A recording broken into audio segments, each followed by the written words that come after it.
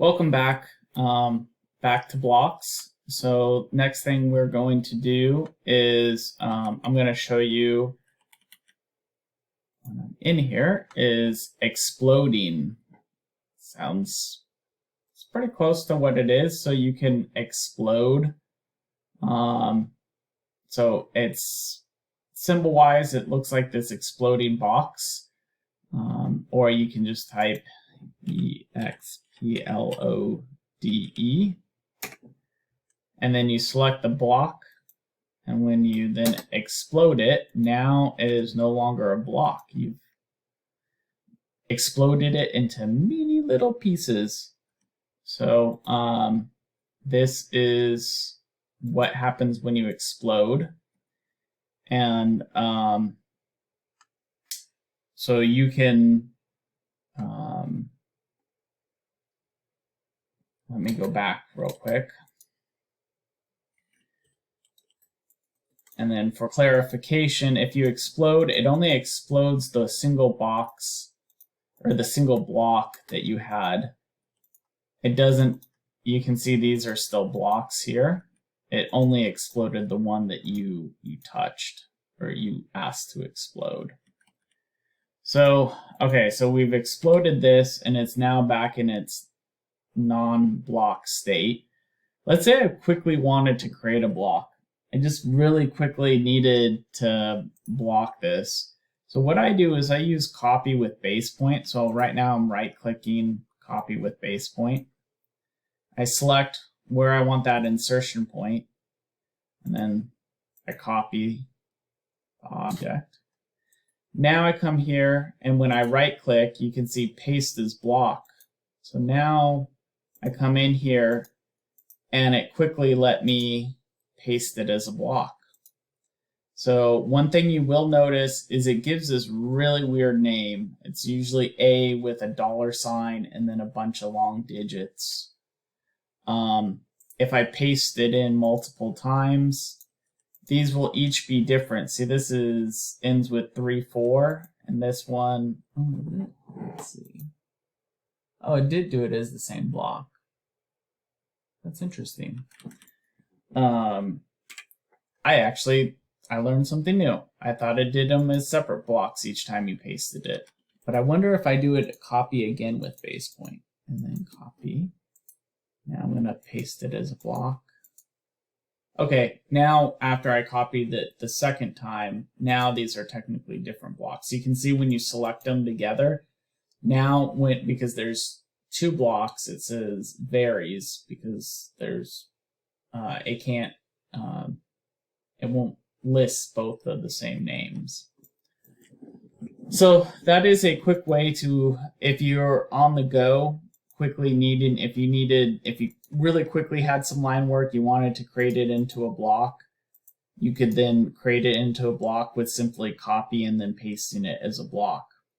I will say I don't recommend that in the long term. Like if you're creating all your items, all your blocks for your business or whatever you're doing, because these names don't make sense. If you're trying to find this, it's really difficult when you have a drawing with, 300 different blocks named this weird nomenclature. You can, if you type in rename, RENAME, you can then actually size this, rename the block. So I don't remember which, I think we were this one. So that's, again, it's really hard to tell. So now I'm going to name this one symbol test. If I do it, now when I renamed it, now it's symbol test. So you guessed right. And then you can always, like we talked before on blocks, you can change what layer they're on. I want that on note text. Typically, most of my blocks, a good majority of them are actually on, it's called the 0 layer. So the 0 layer, and then anything that I don't want, that I want printing white underneath, I have a wipeout layer, and that layer is set to print as white. But the advantage to, if you set the inside layer items that you want to plot as a color to 0 layer, is 0 layer takes on whatever layer the outside block layer. So now the block is on this. You can see now the inside layer has taken the attribute of the outside layer. So the inside, I don't know, what's a good analogy? So the core of the apple is now taking on the attributes of the skin of the apple. That was kind of lame, but that's the only thing that I could think of at the moment. So, let's see what else. Okay. So, now with blocks, oftentimes, this is an example. So we talked about that if you have in a block that you don't want, if this is going to be identical, but let's say I have text and I don't want each block being identical. So for example, these are my station IDs. So in irrigation, each valve is named differently. So it will be controller A, station 1, controller A, station 2. Now, if this was just regular text, I couldn't change that. So this is A1. Let's say it had a flow of 5 GPM. This is really station 2, so A2, and maybe this had a flow of 10 GPM.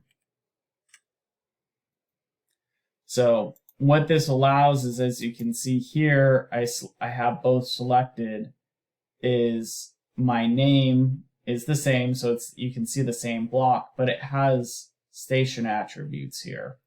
So these attributes are unique solely to that block. So it allows you to put custom things just for that single object. And then a cool thing is I have on here, because we color up the zones, is then I can dictate that this zone really shows green. So one of my cool little features that I have on my blocks.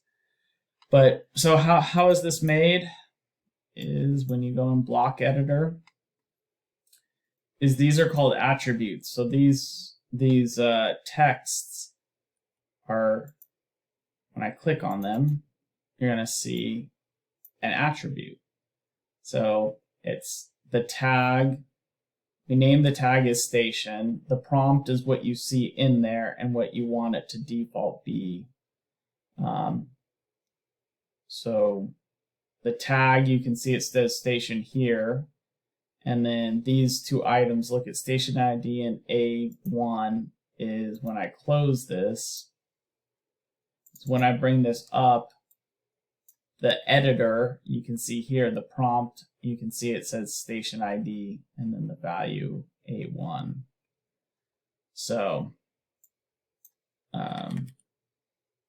let's say I wanted to recreate this. I'm going to draw my circle, let's say. And then,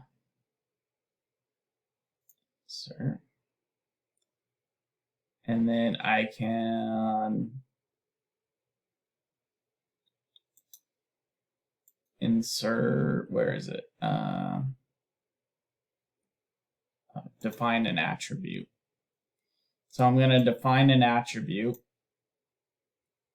and I'm going to put station prompt station ID.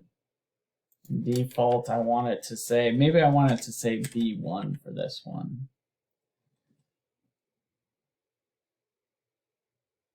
text styles. So we kind of talked about text styles before. I want it to be on my Arial Narrow.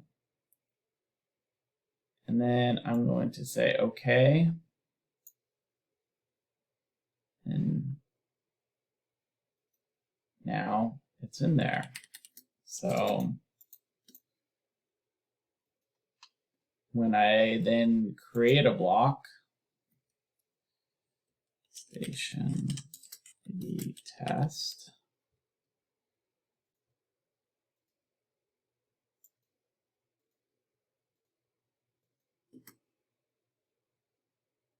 so I've created the block.